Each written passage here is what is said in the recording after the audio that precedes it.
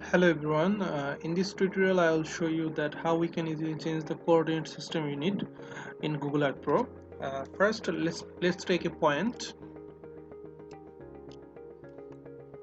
As you can see, the coordinate system is as a military coordinate system, so I would like to change it as degree, minute, second or decimal degrees. Let's see.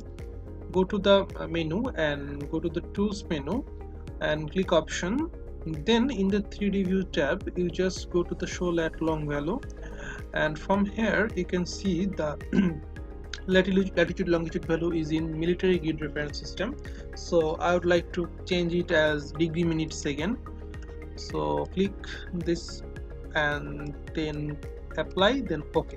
Just our work is done. Go to the properties, you can see the coordinate system is in degree, minute, second. So in this way you can change it also as decimal degrees. So thank you for watching.